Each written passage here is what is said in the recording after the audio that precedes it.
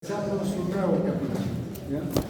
Aquí ya no hay huevos, no hay adultos, entonces, ¿a qué le llamamos hospedero intermediario? Hospedero definitivo, si ya no hay adultos, no hay nada. ¿Cómo era adulto? El que tenía el adulto era el hospedero definitivo. El hospedero intermediario es el que tenía exterior del lugar. Acá ya no hay ni adultos. Entonces, ¿cómo llamamos? Llamamos hospedero definitivo al que tiene el ciclo sexual del parásito. Y hospedero intermediario al que tiene el ciclo asexual. Entonces cambia el concepto. Cambian algunas cosas también. Por ejemplo, en la morfología tenemos fundamentalmente dos estructuras, hay más, pero fundamentalmente dos estructuras, que son los trofozoitos y los quistes. Y entonces, ¿qué son los trofozoitos?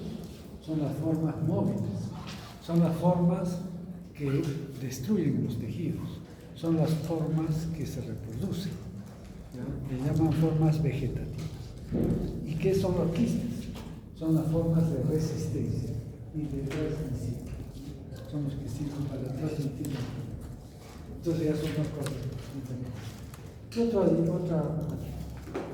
Como son células, estas células tienen una membrana celular, los trofozoitos, una membrana celular, un citoplasma, un núcleo, un nucleolo, ¿no? Y algunos elementos como aparato de Golgi, retículo endoplasma, etc. O sea, son células, ¿no? Y la reproducción, como hemos dicho, puede ser asexual. Algunos tienen reproducción sexual, pero es rarísimo. En este caso vamos a ver reproducción asexual, que puede ser por fisión binaria o por conjugación, y hay otras formas, por endodiogenia, por ejemplo. La endodiogenia es que dentro de una célula se van formando diferentes estructuras que son ya después se separan y como se convierten en células independientes. Entonces ya tenemos que las estructuras van a ser totalmente diferentes. De todas maneras, todo esto lo vamos a ir viendo en cada parásito. ¿Sí?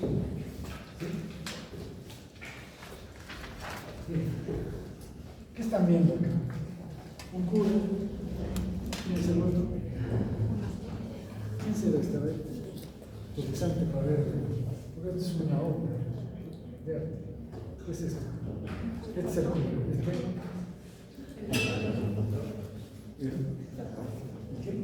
Médico. No, él es el médico probablemente, el otro es un militar y a veces suele estar ahí un notario. ¿Por qué? Porque el paciente está recibiendo los santos óleos, los últimos óleos. Como ven, está todo cambiando. Y este es un paciente que está muriendo por diabetes. Lo que pasa es que en los años 1800 la India era colonia de Inglaterra y los ingleses iban allí, militares, iban gente comerciante y dueños también, tenían esclavos, etc. Y entonces ahí contrajeron la enfermedad. Contraían la enfermedad y tenían que regresar a Inglaterra prácticamente para morir, porque no había tratamiento para esta enfermedad. ¿Y por qué se contagiaron? Porque consumían agua contaminada con heces humanas. Ese es el tema. Esta es una parasitosis solamente de humanos. Y por lo tanto, el único contagio es de persona a otra persona a través de fécales. Bien, entonces, ¿qué es la mediasis? La mediasis es infección del hombre causada por protozoos con una histolítica, localizada en el intestino grueso y puede diseminarse a otros órganos. Entonces, ¿cómo es esto de la mediasis? Este es un trofozoito de tamaño histolítico. Acá está redondeado, pero en realidad no tiene forma, es amorfa. Se desplaza, a veces se ve alargada, a veces, etc. Y tiene un citoplasma, que podemos decir es la parte rugosa, y ven acá que se está produciendo un pseudópodo. y que esa es la parte hialina. Entonces el citoplasma tiene una parte central granulosa y una parte hialina más externa. Pero además tiene un núcleo y un nucleolo central, así característicamente. Y este núcleo tiene una pared nuclear que se colorea con la cromatina que tiene y que está uniformemente distribuida en toda la pared del núcleo.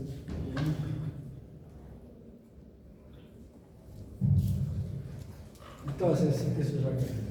¿Qué más tenemos? Una barra cromatoidal, que es parte del metabolismo de estos protozoos. ¿Y cuánto mide esto? Mide 15, 20 micras. Entonces, este es el protozoo. Y este es el quiste, más pequeño, entre 10 y 15 micras, 10 y 14 micras. Tiene una membrana quística, regular, y en el interior que vemos 4 núcleos. Es un quiste tetranuclear. Entonces, y acá un esquema para que vean. Entonces, ¿qué estamos viendo? La membrana quística, 4 núcleos con los nucleolos centrales, y acá hay 2 barras, como puede haber 2, 1, a veces ninguna, porque se consume. Y estas son barras cromatoidales. ¿Cuánto miden? Recuerden esto, 10 a 14 micras, porque va a haber una confusión terrible en otros productos. ¿Y qué vemos acá? Acá también vemos un trofozoito. ¿Sí? ¿Qué es esto? El nucleolo, radiosoma. ¿Qué será esto? Son glóbulos rojos. Es la única ameba que tiene glóbulos rojos. Si ustedes tienen un paciente, le piden un examen de esa ahí mismo y la ven al microscopio y tiene glóbulos rojos dentro del trofozoito, es una histolítica. No tienen que hacer más. Y si tiene movimiento unidireccional, ya se completó el diagnóstico.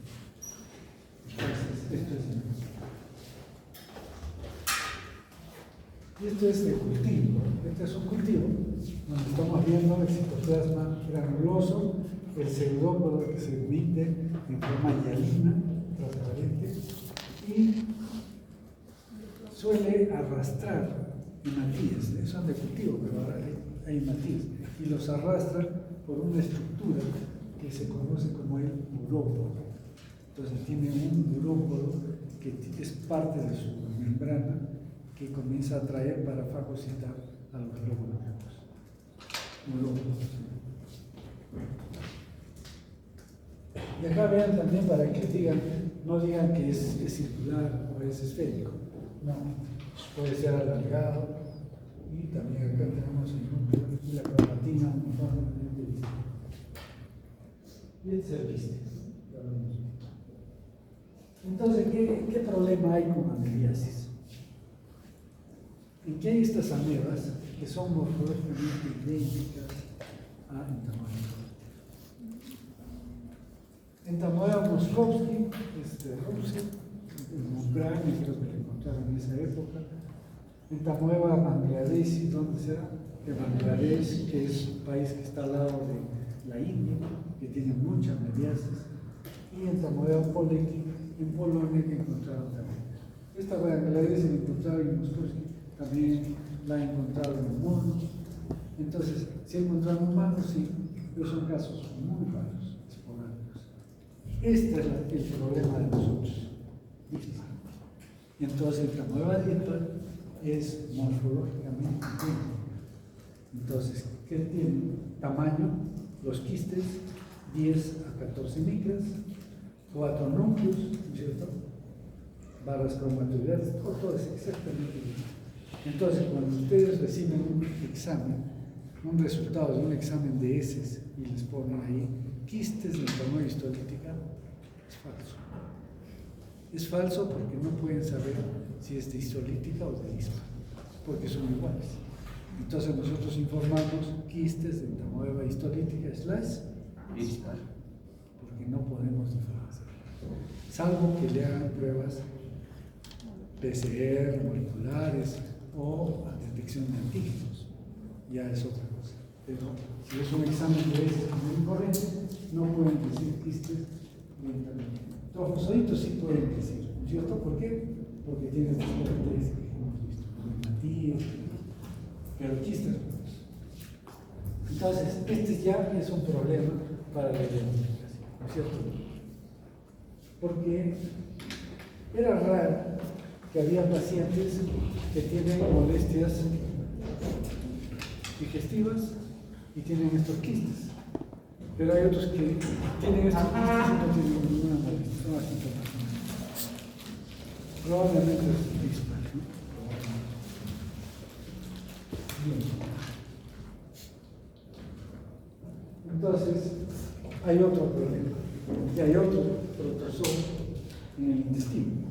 Estos ya tienen diferencias con los quistes del histolítico, pero son comensales del intestino. Y entonces, ¿qué importancia tienen los comensales? Todos estos, ahorita lo vamos a discutir. Entonces, por ejemplo, este es el Entamoeba coli, es un comensal. ¿Qué diferencia tiene? Sus quistes son un poco más grandes, 16 mililitros más o menos. ¿Pero cuántos núcleos tiene? 7, y por ahí debe haber 8 núcleos. Entonces ya es diferente, ¿cierto? Pero, bueno, casi nadie confunde, son más grandes, fáciles de identificar, por alguna manera. Y este es el trofosodito, que tiene una característica interesante. Vean, la cromatina ya es deltada, ¿no? No es finamente distribuida en la pared del núcleo, de la membrana nuclear. El nucleolo es excéntrico, no es central. Y cuando emite ese globo 2, en el caso de entamoeba histolítica, siempre es en el mismo sentido. Entonces emite un pseudópodo, avanza, emite otro, sigue avanzando, pero en la misma dirección. Tiene movimiento unidireccional. Esta no. Este emite un pseudópodo por acá y de pronto otro por acá, otro por acá. Un movimiento caótico. Ya otra diferencia. Acá ven los núcleos. Este es un quiste.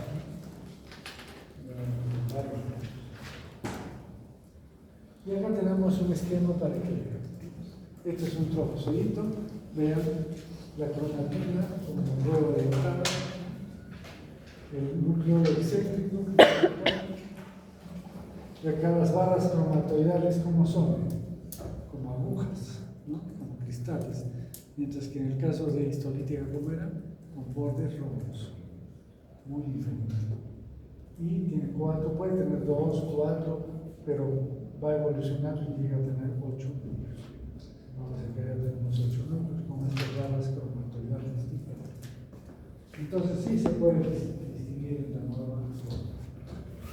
Pero hay otros, de la nueva múltiple. Esta se le conoce porque esta nueva, si bien tiene el tamaño de una histolítica, tiene una vacuola grande que se colorea con lo que es de la coca. Entonces, esta vacuola enorme, entonces esa es la nueva. Endolimas nada. Mucho cuidado, no es inmunodeficiencia. Hay colegas que le dan tratamiento para tenia a este endolima. Este endolima es un protozoo que no requiere tratamiento. Ninguno de estos protozoos requiere tratamiento. Entonces, ¿qué le pueden decir al paciente que trae todo esto? Porque a veces tiene todo. Y entonces, ¿qué le dicen al paciente? No requiere tratamiento, es un comensal y vaya a ser, chao. ¿Qué tienen que decir? ¿Por qué tiene todo esto? Porque tiene malos hábitos higiénicos. Y así como ha conseguido estos comensales, puede conseguir un parásito. Entonces hay que darle recomendaciones para que pueda, digamos, evitar estas situaciones. Se lave las manos, que lleva verduras, que les haga. Esta endolima nana es pequeñita, tiene menos de 10 micras, tiene 4 núcleos, pero es ovalado, ¿no? Alargadito, ¿no? Medio cuadrangulares. Eso es muy diferente a todas las otras. Esto es Entamoeba germana. Esta, mira, ¿qué tiene? 4 núcleos, puede tener barras cromatoriales con bordes rojos, pero ¿cuál es la diferencia con histolítica? Que mide menos de 10 micras. Entonces, antiguamente, cuando empezaba a trabajar para psicología, hablábamos de 2 amebas histolíticas. La entamoeba histolítica magna, que era la patógena, y la entamoeba histolítica pequeña, que no era patógena. Cuando aparece la PCR, encuentran que eran 2 especies diferentes. Y esas pequeñas no eran histolíticas, sino germanas. Entonces esa diferencia ya se ha hecho. Exactamente igual, pero menos de 10 más. Y Chilomastis mesquite es otro protozoo que es como un limoncito. ¿Están viendo? Tiene un núcleo y tiene esta parte como si fuera un limón. Y es pequeñito, no menos de 10 más.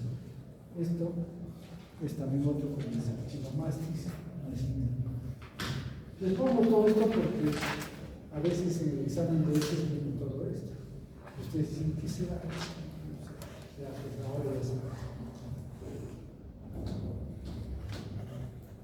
Vamos a ver cómo es la meliasis. Entonces, la meliasis es una enfermedad del intestino grueso. Una enfermedad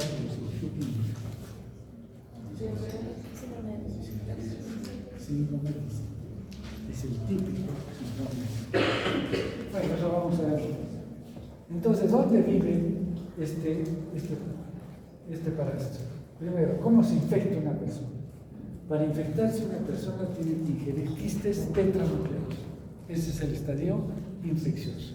Quistes tetranucleados. ¿Y dónde están esos quistes tetranucleados? En las heces. Entonces vamos a estar en el agua contaminada, en las verduras contaminadas. De esa manera ingiere la persona los quistes tetranucleados. Llega al intestino. ¿Y qué pasa en el intestino? Acá falta un paso. Primero se produce el desenquistamiento, pero simultáneamente los núcleos se dividen en 2 por fisión binaria. Entonces está deshaciéndose el quiste y se está formando una masa con 8 núcleos. A eso se le llama el metaquiste. Y este metaquiste después ya se separa en cada uno de estos núcleos con una porción de citoplasma y cada uno de ellos es un trofosoma. Entonces de cada quiste van a salir 8 trofosomas. Y estos empiezan a multiplicarse. ¿Cómo se multiplican? Por fisión binaria. Se parten en 2 y así sucesivamente. Entonces acá no podemos hablar de periodo patente, cuánto vive. No podemos saber porque es como las bacterias, que se dividen eternamente. ¿No es cierto? Claro, ya no es el mismo, ya es otra generación, pero se va a vivir. Pero en algún momento se enquista. Y estos quistes avanzan por las heces, quistes tetranucleados con barras cromatoidales. A veces ya se consumen estos nutrientes, ya no tienen barras cromatoidales y sale por las heces. Entonces sale un quiste tetranucleado que va a infectar a otra persona. Sencillo decir, así es, ¿no? Pero hay un detalle importante, que esto ya lo han visto, ¿cierto? El trofosoma. Entonces, cuando la persona ingiere los quistes, estos quistes llegan al intestino y se dividen, se forman los trofozoitos en el colon principalmente, pero a veces no ingresan y a veces invaden la mucosa. Entonces, ¿a qué se debe eso? Se debe a que tiene que haber una señalización para que se produzca la invasión de la mucosa intestinal.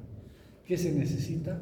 Una proteína de adherencia que la tiene la ameba, que se llama lectina, y un receptor en la membrana que es un aminoácido, un carbohidrato, una glucosa, galactosa. la galactosa. Entonces se une galactosa con la lectina y empieza una señalización para la ameba, empieza a producir una serie de enzimas, que las vamos a ver luego. ¿Listo? Si no se produce eso, esa señalización, la ameba se elimina con las heces, se enquista y se va. Hay un tema que ayuda a esto, que a veces la capa, bueno, el intestino está rodeado por una capa de mucus normal, y ese mucus tiene gran cantidad de galactosa. Entonces la ameba con la lectina se une a la galactosa del mucus y se bloquea y se elimina.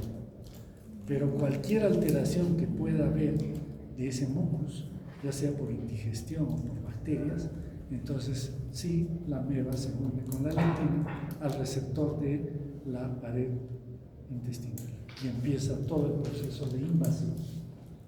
Entonces, eso es lo que pasa, ¿no? Veamos acá. Entonces, puede invadir la mucosa y hacer una lesión en la mucosa, y de ahí pasar por vía hematógena y puede ir al hígado, a la piel o al cerebro. Ameba es capaz de invadir otros tejidos, en algunos casos, no siempre. Una vez que invade la mucosa, puede ingresar a la vía sanguínea y viajar a otros órganos. Entonces, es prácticamente el resumen. Ingiere los quistes, salen los trofozoitos, y estos, miren, se dividen por fisión binaria y se eliminan, se enquistan y se van. ¿Por qué? Porque se bloqueaba con el mucus. Pero otras veces no, ingresan a la mucosa y empiezan a hacer una úlcera intestinal. Y de ahí pueden ser por vía hematógena al hígado o al cerebro. Entonces, inyectar solamente la patogénesis. Y entonces, ¿qué empieza? Cuando ya hay señalización, la ameba emite una serie de enzimas que destruyen toda la mucosa del intestino. Entonces, ¿cómo es la patogénesis? ¿Qué podríamos decir? Primero, tiene que haber desenquistamiento del ameba. Se forman el metaquiste y después los trofozoitos, que se dividen. Pero tiene que haber una adherencia. ¿Quién es? La galactosa N-acetilgalactosamida se une a la lectina. Este es del protozoo, de la ameba, y esto es el receptor que está en el epitelio intestinal. Y entonces va a haber la invasión, hay citosis, puede haber cierta resistencia por el complemento, si no, aparece una enzima importantísima que es el ameba oro, que es una proteína que hace una enzima que hace huecos en la mucosa intestinal. Pero también hay activación de la caspasa T humana, hay apoptosis, hay secreción de proteinasas por los trofozoitos y cambios en el permeabilidad intestinal. Todo eso pasa en el intestino grueso.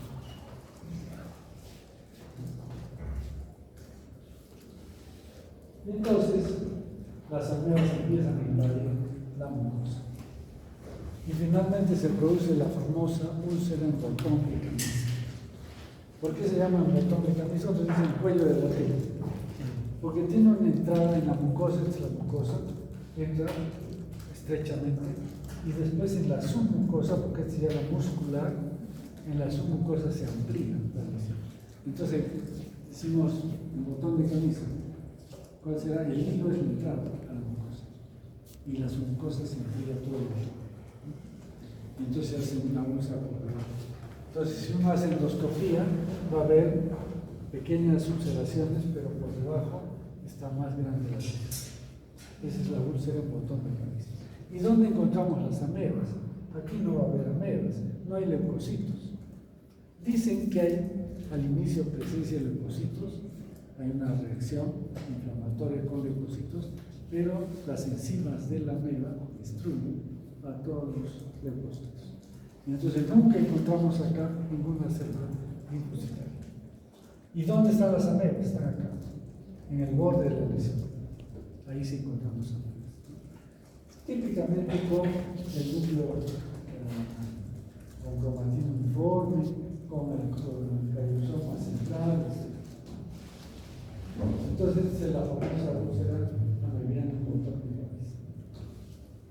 Acá también hay otra es una necropsia. Las úlceras acá ya no son puntiformes, son enormes porque ya se ha destruido todo el colon. Este es un paciente que murió por amibiasis intestinal. Entonces, ¿cuál es la clínica? El síndrome disentérico, ¿no es cierto?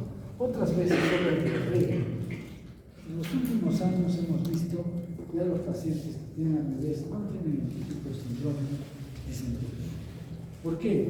Porque tienen un poco de molestia, se van a la farmacia, les dan antibióticos, antiparasitarios, y entonces vienen totalmente alterados. Solo presentan diarrea. Pero si no se les ha tocado, tienen el síndrome disentérico típico. Entonces hay fiebre, escalofríos y hay un malestar. El paciente comienza a desmejorarse con esta enfermedad. Se desmejora rápidamente, se deshidrata, ya no tiene apetito, está en el baño permanentemente eliminando moco y sangre. Entonces esta es la amibiasis intestinal aguda. Pero hay una amibiasis intestinal crónica que algunos gastroenterólogos a nivel mundial no la aceptan.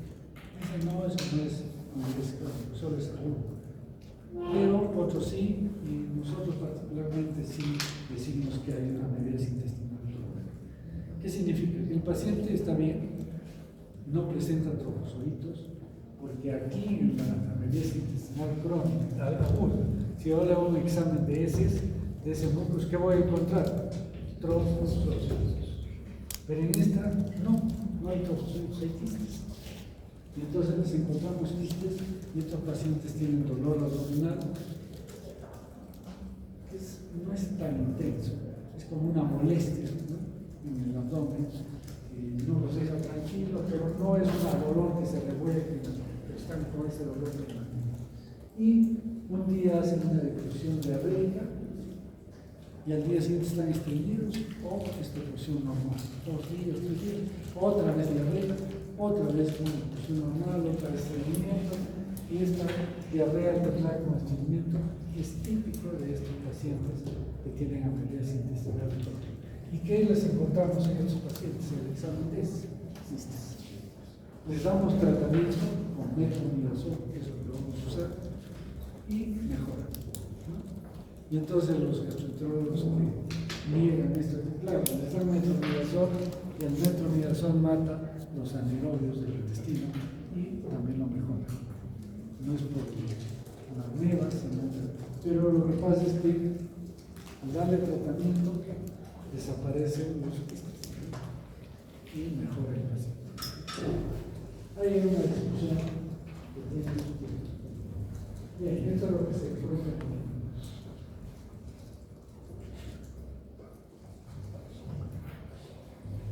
Entonces hay un antecedente de migración a viaje o viaje a zona endémica. Esto es típico, ¿no? ¿Dónde hay zonas endémicas en el mundo? La India, Bangladesh, en América, que es lo que nos interesa, México es la mata de la amibiasis, tienen todo tipo de amibiasis. Ahorita les voy a dar un caso. Y en realidad todos Centroamérica, todos tienen zonas tropicales, y el Perú también es una zona que tiene amibiasis. Y en el Perú, ¿dónde hay amibiasis? En 2 lugares principalmente: Piura y Arequipa.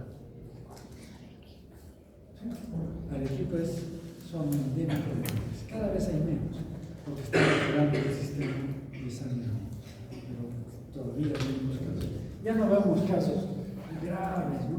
Pero siempre hay pacientes que de repente está con deposición de pulmón, ya amibiasis. Pero hay que hacer el diagnóstico diferencial con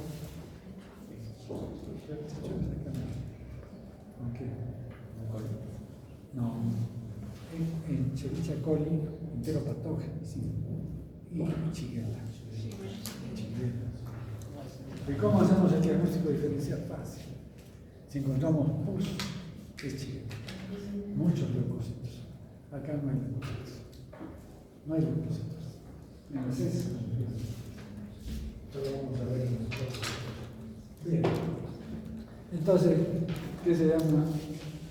Inicio gradual. Una semana casi no hay molestias muy vagas, especialmente la diarrea, sangre en heces en general, hay dolor abdominal, pérdida de peso rápido, el paciente pierde peso, así rápidamente, fiebre 38, no es muy intensa, y ya se encuentran antígenos del termo histolítico positivos en heces, serología positiva y biopsia por colonoscopía positiva.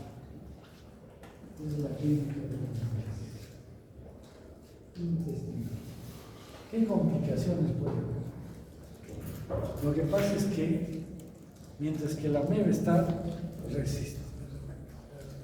digamos, detenida por la capa muscular, no hay problema.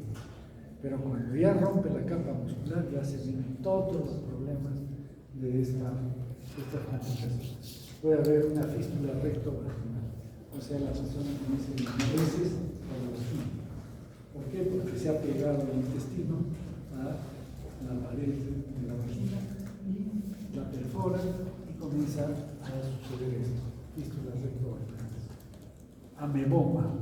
El ameboma es que ha habido un proceso en el ciego, en el colon. ¿Y qué sucede? Más que en el ciego es el colon descendente. Ha habido ahí unas amebas que han producido lesiones y que después se ha curado. Y ha quedado una reacción fibrótica, ¿no? Como una masa tumoral que se confunde con un cáncer de colon. Porque da así heces aceitadas, todo, y en la radiografía puede verse estrechamiento del colon. Y entonces, en esta ameboma, que es un tumor benigno, si uno hace el estudio de esto, no encuentra metas, solamente la reacción fibrótica. No, esa ameboma. Megacolon tóxico es cuando la ameba empieza a destruir la mucosa y bacterias anaerobias entran en el colon. Ya se produce un megacolon tóxico. Úlceras perianales también suele haber, se suele presentar sobre todo en niños o en ancianos que tienen un problema. Miren, ahora han cambiado las cosas, pero antes no había pañales descartables, ¿saben? Y entonces, ¿qué les ponían a los niños o a los ancianos? Un pañal de tela y un calzón de plástico. Así, de plástico, con su elástico en los poros para que ajuste. Entonces, una madre que tenía a su niño con deposiciones diarreicas, le ponía a su persona que se olvidaba. O un anciano igual. Y entonces, ¿qué pasa? Que como no le cambia, se quedan las heces en el marco anal. Se macera la piel y las amebas invaden la piel de los pacientes, produciendo lesiones severas en la zona peritoneal de la piel de la zona peritoneal. Puede haber perforación intestinal. Se perfora todo el intestino, pasa heces, hay peritoneo, peritonitis y muerte de los pacientes. Shock y deceso, que es la consecuencia de todo esto. Entonces, hay complicaciones glandulares. Pero también hay ameliasis extraintestinal. No diríamos complicaciones, que es muy diferente. Aquí puede ser que aparezca en el hígado sin haber presentado gran cosa en el intestino. Entró, se metió a la sangre y se fue, o al cerebro, o a la boca. Vamos a ver. Entonces, en hígado, ¿qué se puede producir? El absceso hepático ameliano. Mal llamado absceso. ¿Por qué? ¿Qué tiene que haber para que sea absceso? Pus. Y aquí no hay pus.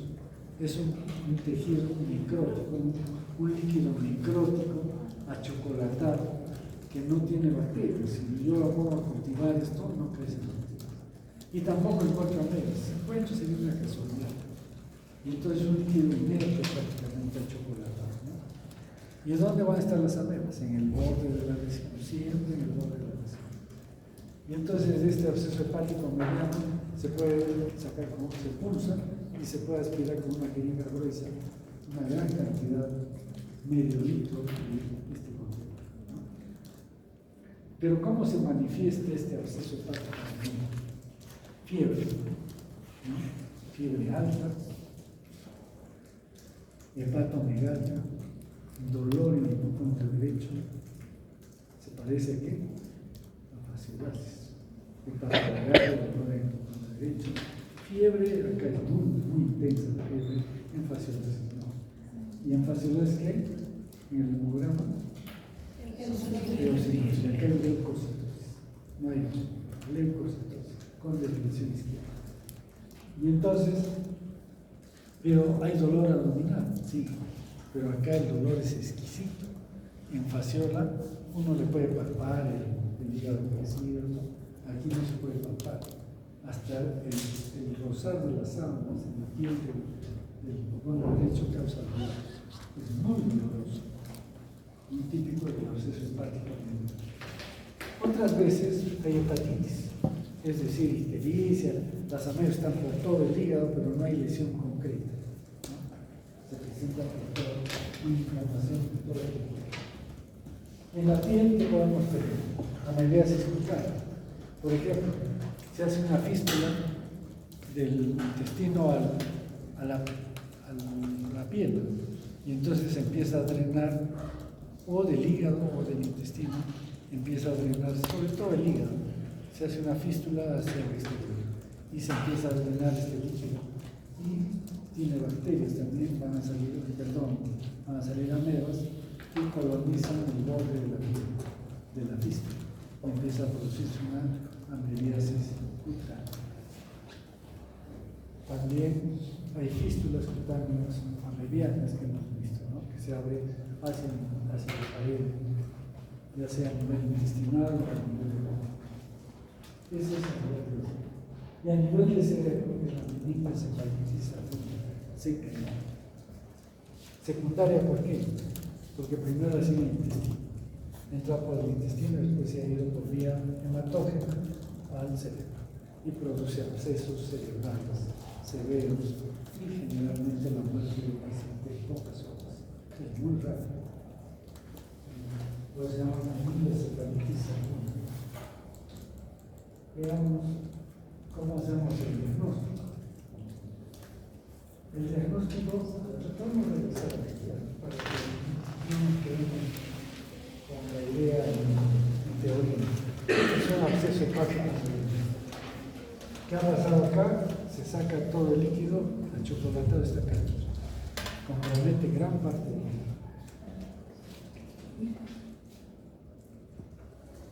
Esta es la amebiasis cutánea secundaria. ¿Cómo se ha destruido los genitales? Se destruyen por la amebiasis y después esto cicatriza con fibrosis, con queloides que deforman toda la parte anatómica. O este tipo, amebiasis cutánea. ¿El paciente tiene que estar inmunodeprimido? No tiene que estar inmunodeprimido. Les cuento lo que le pasó a un colega que se fue a hacer su especialidad en México. México es pura amebiasis, ¿no? Y él es ginecobstetra, fue a hacer una segunda especialidad en ginecobstetricia. Y entonces los mexicanos son muy terribles, ¿no? A ver el peronito, a ver que venga a ver qué es esto. Y le enfocan el útero de una mujer. Y el útero estaba como una coliflor, todo cantelado. ¿Qué cosa es? Es un cáncer de cuello uterino. Amebiasis genital. Por relaciones anales y vaginales. Llevan las amebas de un lado para el otro y se produce una amebiasis genital. Muy común en México. Bueno, y entonces tenemos amebiasis genital.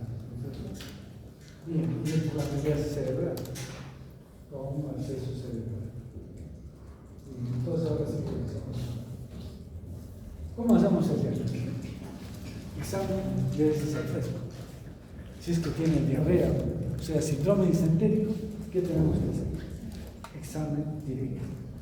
Se dice a la cabeza del paciente. Si usted está haciendo internado y no hay laboratorio, está en una posta, viene el paciente con síndrome disentérico, moco y sangre, ¿qué tenemos que hacer? Examen directo. tomen esa muestra, la ponen al microscopio y observan.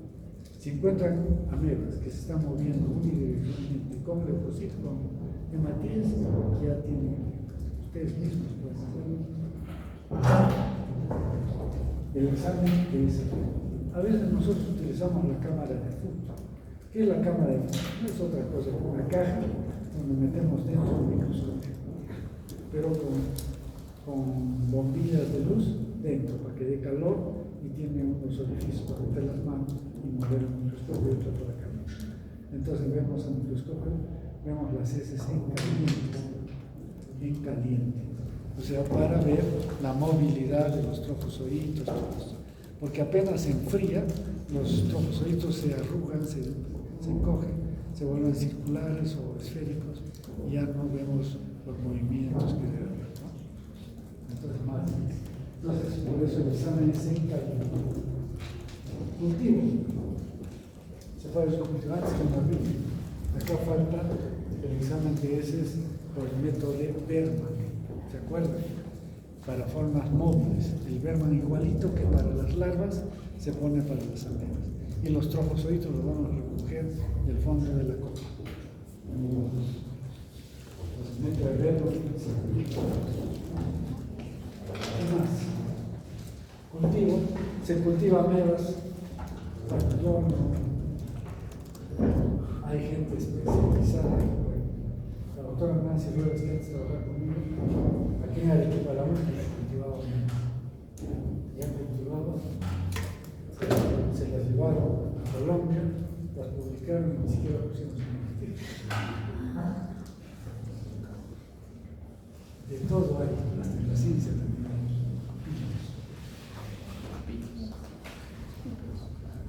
Bien.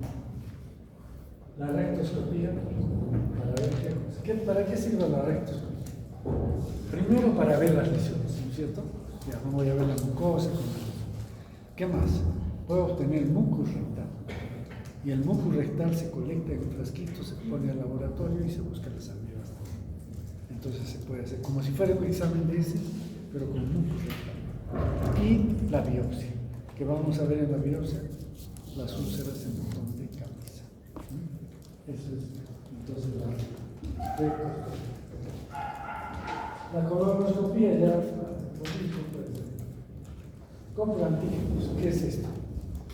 Que de los trofozoitos y de los quistes, pero más de los trofozoitos se desprenden proteínas, que son antígenos, y pueden ser detectados por método de ELISA.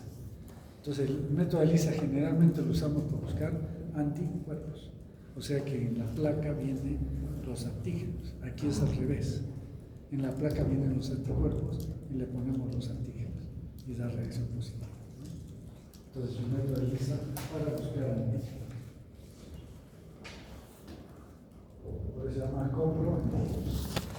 Y el método de Telemann, ¿para qué sirve? Para las formas crónicas, ¿se acuerdan? Que vamos a encontrar quistes. Y PCR, que ahora ha revolucionado el diagnóstico de todos los pacientes. Pero todavía no hay PCR para hacer un laboratorio, solo una investigación. Y métodos indirectos, puede ser ya para detectar anticuerpos, por método de ELISA. Pero esto no funciona para zonas sensibles, porque la mayoría ha tenido medidas, entonces mantiene sus anticuerpos de por vida. Esto se usa para zonas donde no existe amibiasis y se sospecha de algo que tiene amibiasis. Bueno, todo hemos visto. Entonces, ¿cómo hacemos el diagnóstico? Mediante el examen de heces, ¿no? Mediante la colonoscopía, algo que hemos buscado, mucus rectal, la biopsia, etc. De esta forma. Y la epidemiología, ¿cómo se adquiere la enfermedad? Miren este niño tomando agua de un. Toda esta zona de, esto es de La Joya,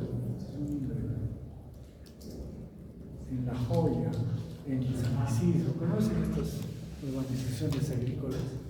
San Isidro, La Joya, San Camilo, todas estas tienen un canal de agua y y ese canal va del río Chile. Y cuando no había Cerro Verde, toda la conexión de las heces de toda la región, de toda la margen derecha del Iquitos, o sea, desde Carmenal, hasta Tiabaya, iba a un colector de Arlata, que desembocaba en el puente que va de Tiabaya a Cerro Verde. ¿Conocen ese puente? Se toma un bus cualquiera que sube, se va a un solo. Para que vayan conociendo. Bueno, entonces ahí toda la conexión de ese es el río. Y el río está contaminado y más abajo tomaban el canal que regaba toda esta zona. Entonces por eso había muchas medidas, un bicho de agua. Felizmente que hace Cerro Verde se lleva esa agua. ¿Y a dónde se la lleva? A Cerro Verde, la procesa, la utiliza esa agua, y algo le devuelve al río. Pero lo más interesante es que se lleva toda la agua. ¿Qué otro problema hay con la mebiasis? Los comerciantes obligatorios el expendio obligatorio de comidas es un problema serio en la mebiasis. ¿Por qué? Porque la persona que vende en la calle no tiene dónde lavarse las manos. Tiene un baldecito donde lava los platos, los cubiertos, y si va al baño, ¿dónde viene? A lavarse las manos al mismo baldecito. Y entonces reparte los quistes de nevera en cada comida. Y las verduras porque tienen riego con agua seca. Entonces, ¿qué hemos encontrado? Examen de heces en quistes en Arequipa hay entre 10 y 25% de la población. Puerto Maldonado parece, Lima menos del 5%.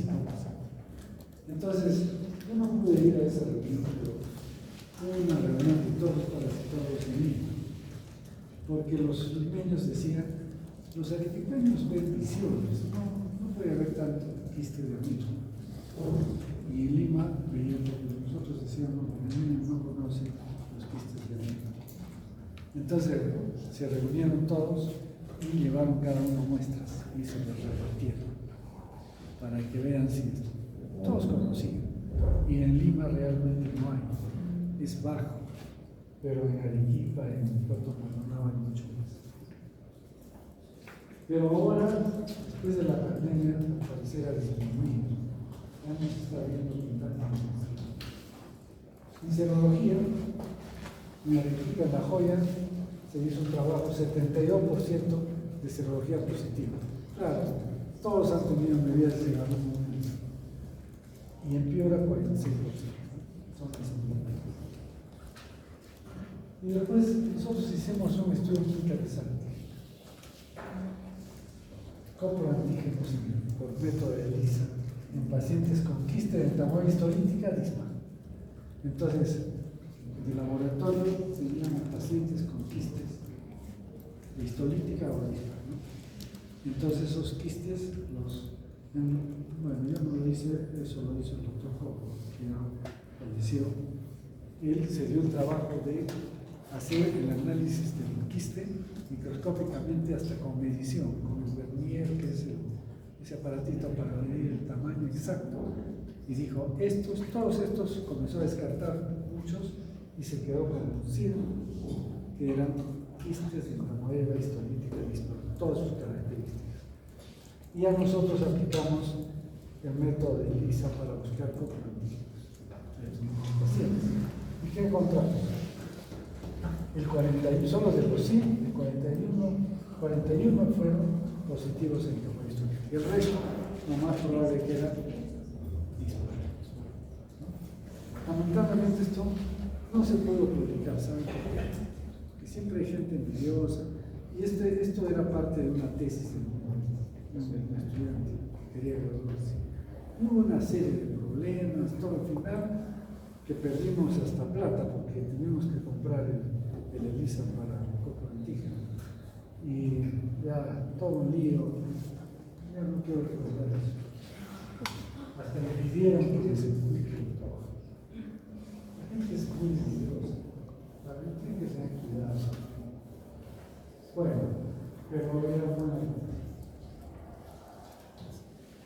¿Qué hacemos en la profilaxis? Lavarse las manos. Ya, esto es hasta cansancio. Ya no pueden ustedes estar alimentándose si no se han lavado bien las manos. Por lo menos ustedes le tienen que indicar tapar los ojos. Siempre tomar agua y lavar las verduras hasta el cansancio. ¿Qué vamos a hacer para el motor? El organismo humano, que es el responsable de todo esto. ¿Qué es esto? Cultivos con aguas salinas. Esa es la verdura, la fresa, eso es el 38. Este es el colector de lacta, que salía heces prácticamente. Y todo el río se contaminaba con esto. Y el tratamiento ya cambia, acá cambiamos de medicamento. Es el metronidazol. Es una excelente droga, pero tiene algunos problemas.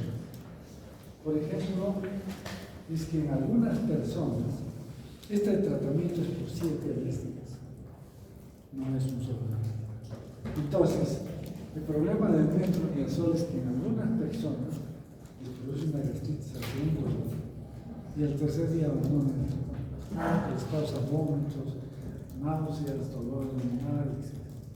Entonces nos trae cierto problema. Y también, pero hay otras personas que la toleran perfectamente. Y tiene también el efecto antabús. ¿Saben qué es eso? Hay una droga que se llama el disulfiram.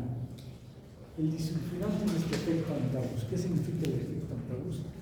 Que se usaba en los alcohólicos. ¿Ya? Entonces al alcohólico, como disuasivo, le daban una pastillita de disulfiram todos los días y no le pasaba nada. Ni sabía que estaba todos los días hasta que toma alcohol.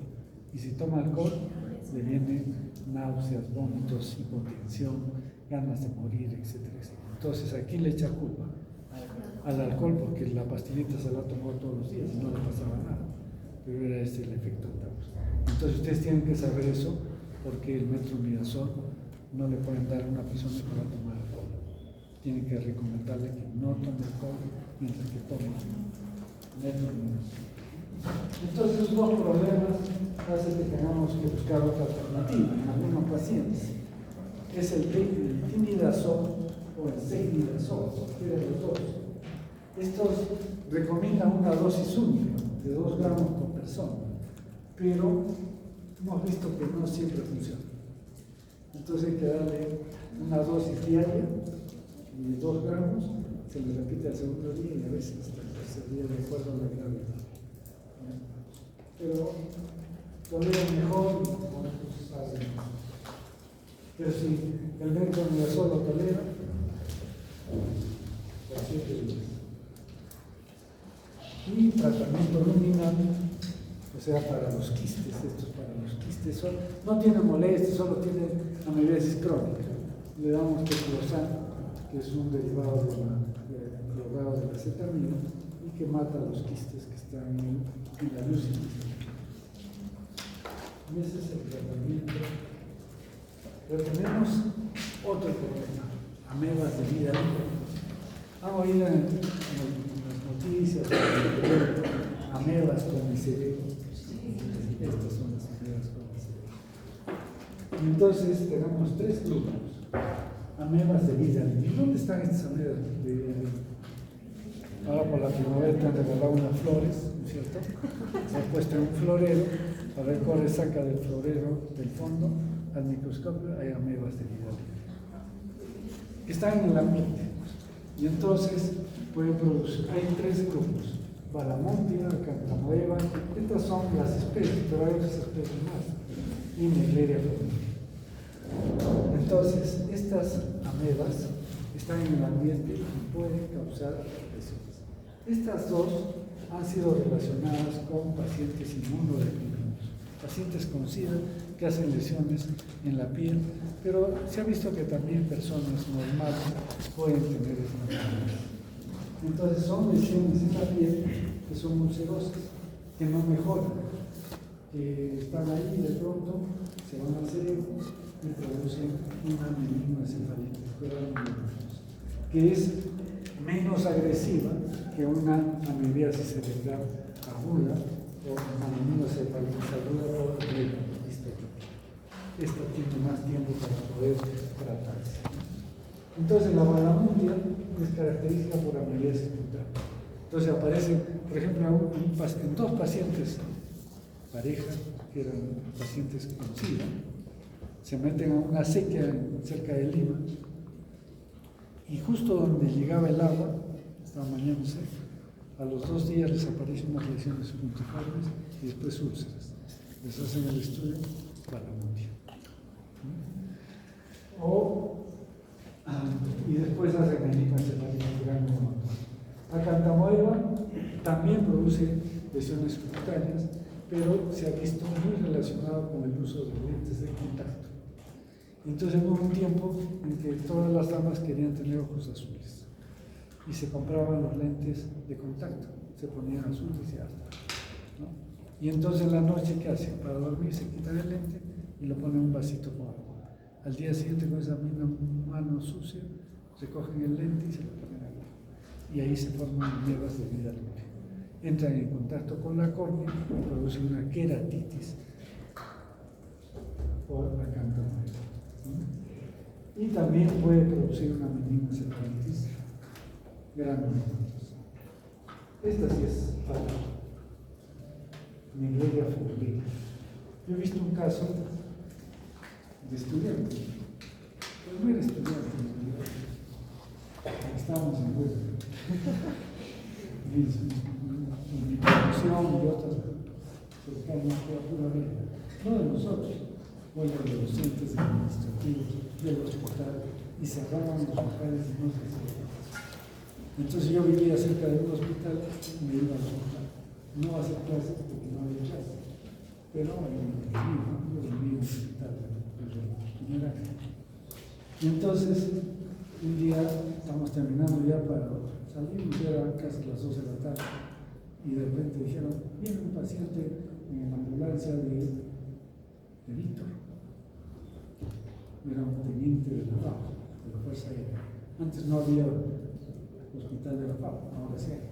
Y había un convenio que iban todos los pacientes al hospital obrero, que antes había el hospital obrero y el hospital del empleado. El empleado era el de 7 pisos y el de obrero era el de la esquina del piso. Los mejores médicos estaban en el obrero. ¿Por qué? Porque al empleado entraban los pitucos que no querían ver a los obreros. Y venían de la Argentina, de otros países que habían hecho su medicina y ahí trabajaban. Y los buenos médicos se iban al obrero. Entonces tenían mejor atención. Y entonces hicieron convenio y llega el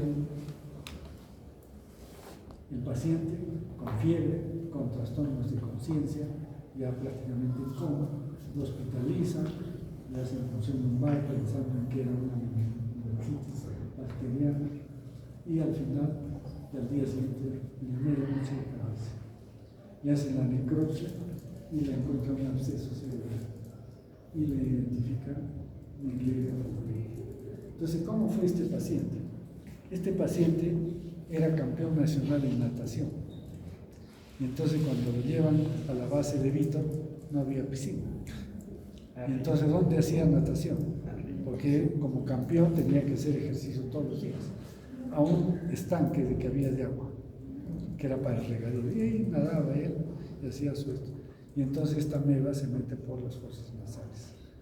Llega en la mucosa, se reproduce y después se mete por la lámina cribosa del etmoides. Llega al cerebro y hace absceso cerebral. Pero es violento y mata al paciente. Entonces produce una meningoencefalitis aguda, igual que la cantamoeba histolítica, pero es primaria, no entra por el hilo directamente al cerebro. ¿Quieres leer rápido? Ya, las amebas de vida libre eran conocidas anteriormente como amebas del suelo, protozoos no patógenos, ricos en suelos y agua, utilizados como modelos por los biólogos celulares. En 1958, Cuthbertson demostró el potencial patógeno de Acanthoeba sp. En 1965, Flower y Harper reportaron el primer caso de meningoencefalitis amebiana primaria causado por Naegleria florida en Australia. Posteriormente, en Checoslovaquia se identificó de manera demostrativa un brote de 16 casos de meningoencefalitis amebiana primaria adquirida en una alberca ¿Qué es una alberca? calentada artificialmente. 1962 a 1965. En 1972 se hizo evidente que Acanthoeba sp. producía enfermedad en el humano. Varios genotipos de Acanthoeba, entre ellos algunas especies conocidas tales como Acanthoeba castellani, Cuthbertosi, Helgi y Polyphaia y rhizores eran agentes causales de encefalitis granulomatosa en sujetos inmunocomprimidos casi exclusivamente y queratitis en personas aparentemente sanas. Palamutia mandrillaris, Aislarium mandril por Vara y colaboradores en 1990. Fue reconocida como agente biológico